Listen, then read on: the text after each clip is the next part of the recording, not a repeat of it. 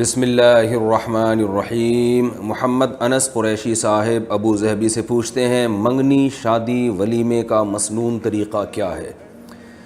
گھر والوں نے میری بات طے کر دی ہے، لڑکی والے منگنی کا کہہ رہے ہیں، تو میں نے کہا کہ اسلام میں اس کا کوئی طریقہ ثابت نہیں ہے، اس بارے میں رہنمائی فرمائیں۔ دوسرا یہ کہ شادی اور ولیمے کا سنت طریقہ بیان فرما دیں تاکہ میں گھر والوں کو یہ ویڈیو دکھا کر راغب کر سکوں۔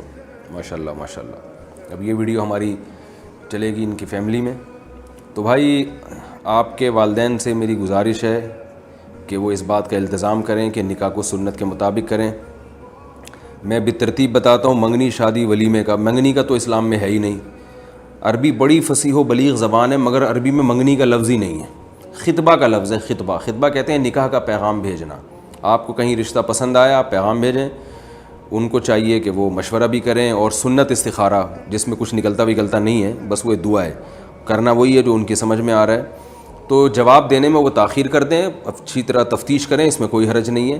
لیکن جب ایک دفعہ ان کی سمجھ میں آ گیا کہ ہاں یار یہ ہمیں قبول ہے، اگر سمجھ میں نہیں آ رہا کچھ وقت کے بعد وہ کہہ دیں بھائی انکار ہے، اور اگر سمجھ میں آ رہا ہے تو وہ کہتے ہیں بھائی قبول ہے۔ جیسے ہی قبول ہے ہوا، فوراً آپ ان سے بولیں بھائی پھر بتائیے کہ کب نکاح کرنا ہے، تو وہ آپس کی جو ہے نا انڈرسٹینڈنگ سے آپ لوگ طے کر لیں کہ بھئی کب نکاح کرنا ہے۔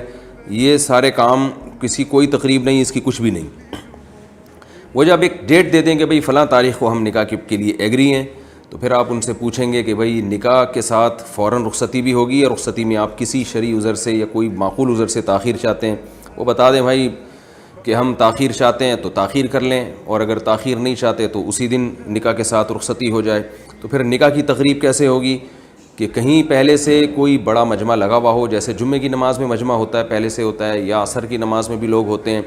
تو مسجد میں آپ جائیے، امام صاحب کو بتائیے کہ بھئی مسئلہ یہ ہے کہ فلاں جگہ میں نکاح کرنا چاہتا ہوں، تو فارم وغیرہ دے دیں آپ، ہم فل کر کے آپ کو دے دیں گے، آپ فلاں تاریخ کو آپ نے نکاح پڑھانا ہے۔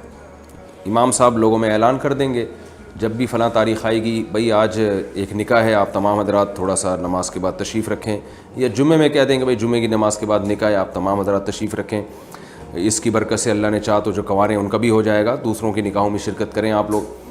تو وہ جو لوگ بیٹھے ہوئے ہوں گے، تو جو دلہن ہے اس کے ابا، بھائی اور جو قریبی رشتہ دار ہیں وہ اس مجلس میں پہنچ جائیں، اپنے گھر سے سیدھا وہاں پہنچیں۔ دلہن گھر میں بیٹھی ہے، اس سے سگنیچر لے لیے، اس سے اجازت لے لی کہ بھائی ہم آپ کا نکاح فلاں سے کرا رہے ہیں، اتنے مہر میں راضی ہو۔ وہ خاموش رہے گی تو اس کی خاموشی رضا ہے، اگر ابا اس سے پوچھ رہے ہیں یا بھائی اس سے پوچھ رہے ہیں۔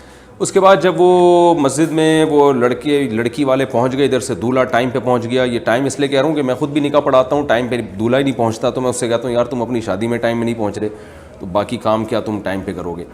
تو ٹائم پہ آپ پہنچ جائیں، تو امام صاحب جو بھی قاضی صاحب ہیں، امام صاحب ہیں، وہ نکاح پڑھا دیں، بھائی میں نے فلانی کا نکاح ڈمکانے سے کرا دیا، اتنے مہر میں قبول ہے بھائی۔ تو اس موقع پر لڑکے والے اگر کوئی چھوارے مٹھائی وغیرہ بانٹنا چاہیں تو بہت اچھی بات ہے، اور پھر وہیں سے لڑکی والے اپنے گھر تشریف لے جائیں۔ لڑکے والے اگر رخصتی ہے تو لڑکے والے بھی ان کے ساتھ چلے جائیں، اور نہیں ہے رخصتی تو جب رخصتی ہوگی اس وقت جا کے دلہن کو لے آئیں۔ تو یہ تو نکاح کا ہو گیا، اور کوئی بارات ورات نہیں ہوگی اس میں۔ پھر کیا ہوگا کہ جب رخصتی کا ٹائم ہے تو لڑکے کی طرف سے بھائی اس کی اماں، اس کی بہنیں جو بھی دلہن کو لے جانا چاہتی ہیں، بڑی عزت محبت کے ساتھ جائیں دلہن کے گھر میں۔ لڑکے والے جو ہیں پھر وہ دلہن کو لینے چلے جائیں، بارات نہ جائے، 4-5 افراد چلے جائیں، دولہے کی اماں چلی جائیں، دولہے کی بہنیں چلی جائیں، اور اگر دولہا بھی چلا جائے تو بھی بہت اچھی بات ہے۔ وہ حسب ذائقہ آپ خود یعنی فیصلہ کر لیں گے کہ دولہا کو جانا چاہیے کہ نہیں جانا چاہیے۔ بعض علاقوں میں رواج ہوتا ہے دولہا بھی جاتا ہے، بعض میں رواج ہوتا ہے دولہا نہیں جاتا۔ تو خیر 5-6 افراد چلے جائیں، تو جب وہ دلہن کے گھر جائیں گے رخصتی کے لیے گاڑی واڑی لے کے یا گھوڑا لے کے، تو پھر اگر کھانے کا ٹائم ہے تو لڑکی والے ان کو کھانا کھلا دیں، معزز مہمان ہے، چائے کا ٹائم ہے تو چائے پلا دیں، تو وہ حسب ذائقہ جیسا کرنا چاہیں۔ اس کے بعد جناب وہ دلہن کو بٹھا کے لے آئے دولہا کے گھر میں۔ اگلے دن دولہا صاحب، اگلے دن یا 3 دن کے اندر اندر دولہا صاحب ولیمہ کریں، اور اس میں اپنی استطاعت کے بقدر لوگوں کو بلائیں اس میں کہ بھئی آ جاؤ، بھئی سیپریٹ انتظام ہونا چاہیے، خواتین کا الگ، مردوں کا الگ۔ اس میں جناب آپ کھانا وانا کھلائیں اور سب پتلی گلی سے کھانا کھا کے واپس نکل جائیں۔ تو یہ سنت طریقہ ہے۔ تو اس کے علاوہ جو کچھ ہو رہا ہے یہ غلط رسومات ہیں، ہندوؤں سے لی گئی چیزیں ہیں، جس کی وجہ سے معاشرے کا بیڑا غرق ہو رہا ہے۔ تو اللہ کا واسطہ ان رسومات کا بائیکاٹ کرنے کی کوشش کریں آپ. مچھر جلانے والی مشین کے استعمال کا حکم.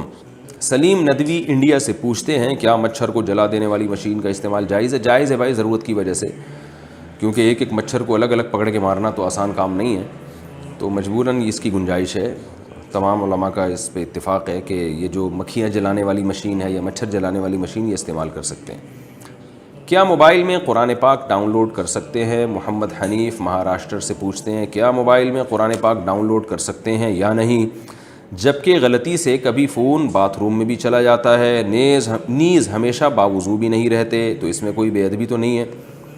بھائی موبائل میں قرآن ڈاؤن لوڈ کریں آپ، اور اگر واش روم میں جانا ہو تو ڈسپلے پہ قرآن کا صفحہ کھلا ہوا نہیں ہونا چاہیے. اگر ڈسپلے پہ قرآن کی آیتیں کھلی ہوئی ہیں پھر واش روم میں لے جانا بے ادبی ہے. اگر وہ میموری کارڈ میں ہے، ڈسپلے سے غائب ہے، پھر کوئی حرج نہیں ہے، کیونکہ وہ جو قرآن کا پیج ہے وہ 0101 ڈیجیٹل فارم میں ہوتا ہے، وہ آیتوں کی شکل میں نہیں ہوتا.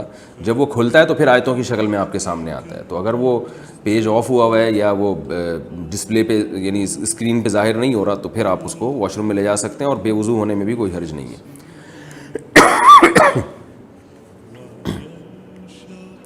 جانور ذبح کرنے سے پہلے بے ہوش کرنے کا حکم.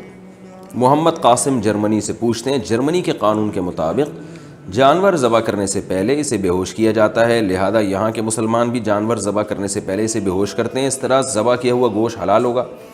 جی گوشت تو بالکل حلال ہے، کیونکہ جب تک زندہ ہے اس کے گلے پہ چھری پھرے گی اللہ اکبر پڑھ کے تو وہ حلال ہو جائے گا. لیکن یہ کام بہرحال ناپسندیدہ ہے، کیونکہ جانور کو ذبح کرنے میں ایک بڑی حکمت یہ ہے کہ اس کا جو بلڈ ہے وہ تیزی کے ساتھ اس کی باڈی سے نکل جائے، کیونکہ بلڈ ایک گندی ناپاک چیز ہے، وہ پیٹ میں نہیں جانا چاہیے. جب آپ جانور کو بے ہوش کر دیتے ہیں تو پھر ذبح کرنے کے بعد وہ بلڈ صحیح طرح سے نکلتا نہیں ہے، اور وہ اس کی گوشت کو پوشت میں کافی حد تک بلڈ رہ جاتا ہے. کیونکہ جب جانور ہوش میں ہوتا ہے نا تو اس کا دماغ کام کر رہا ہوتا ہے، اور وہ دماغ جو ہے وہ آرڈر بھیجتا ہے ذبح کے دوران کہ کوئی ایمرجنسی نافذ ہو گئی ہے، تو جسم تڑپتا ہے. اس سے کیا ہوتا ہے کہ دل بہت زور سے دھڑکتا ہے، اور جتنا بلڈ ہے وہ بہت تیزی کے ساتھ اسپیڈ کے ساتھ اس کی رگوں سے نکل جاتا ہے. بے ہوشی میں یہ حکمت فوت ہو جاتی ہے. تو اس لیے شریعت کی حکمت اور مزاج کے بہرحال یہ عمل خلاف ہے، کیونکہ وہ گوشت صحیح طرح سے پاک نہیں ہوتا. لیکن حلال ہے، حرام نہیں ہے، ناپسندیدہ ہے، مکروہ ہے، اس لیے اس عمل سے حتی الامکان اجتناب کرنا چاہیے. ہاں جانور اتنا پاورفل ہے کہ وہ قابو میں ہی نہیں آ رہا، پھر ایک الگ بات ہے، لیکن نارملی یہ پسندیدہ عمل نہیں ہے. دودھ پیتے بچے کی الٹی کا حکم. محمد طاہر اٹک سے پوچھتے ہیں دودھ پیتے بچے یا بچی کی الٹی کا کیا حکم ہے؟ کیا وہ ناپاک ہوتی ہے؟ نہیں جناب، وہ ناپاک نہیں ہوتی، وہ پاک ہوتی ہے. وہ علامہ اقبال ایک دفعہ بازار میں جا رہے تھے تو وہاں لکھا ہوا تھا، وہ پڑھنے لگے بازار میں بڑھیا کو الٹی آ گئی. تو اصل میں لکھا ہوا تھا بازار میں بڑھیا کوالٹی آ گئی، بڑھیا کوالٹی. تو ان کا بچپن کا بڑا دلچسپ واقعہ ہے. تو یہ جب بھی میں کو الٹی کا لفظ کہیں پڑھتا ہوں نا تو مجھے وہ لطیفہ یاد آ جاتا ہے. لکھا ہوا تھا بازار میں بڑھیا کوالٹی آ گئی، تو وہ پڑھ رہے تھے بازار میں بڑھیا کو الٹی آ گئی. اسی طرح ایک سعودی عرب سے ایک صاحب آئے، وہ ایک دن مجھے کہنے لگے کہ یہ لیسبیل ہی چوک کدھر ہے. کہیں انہوں نے بورڈ میں دیکھ لیا لسویلا چوک، تو وہ اس کو پڑھ رہے ہیں کہ لیسبیل ہی چوک کدھر ہے. تو میں نے کہا جمعہ گلن سے پوچھیں. ہمارے ساتھ ایک بلوچی کھڑے ہوئے تھے، ان کا نام تھا جمعہ گل. وہ جمعہ گل ایسے لکھا جاتا ہے نا، تو اس کو جمعہ گلن بھی پڑھ سکتے ہیں. تو میں نے کہا جمعہ گلن بتائے گا آپ کو کہ لیسبیل ہی چوک کدھر ہے. تو عورتیں جمعہ کی نماز کیسے پڑھیں؟ سندس قاضی. خواتین جمعہ کی نماز 2 رکعت پڑھیں گی یا ظہر کی 4 رکعت؟ بھائی خواتین اگر جماعت سے جمعہ کی نماز پڑھ رہی ہیں تو جیسے مرد 2 رکعت پڑھتے ہیں خواتین بھی 2 رکعت پڑھیں گی. ظہر کی نماز ان سے ساقط ہو جائے گی. اور اگر وہ اخپل طریقے سے نماز پڑھ رہی ہیں، یعنی اپنی الگ نماز پڑھ رہی ہیں، جماعت سے نہیں پڑھ رہی، تو پھر وہ ظہر ہی کی پڑھیں گی، پھر وہ جمعہ نہیں پڑھیں گی. 4 سنت موقدہ، 4 فرض اور 2 سنت موقدہ.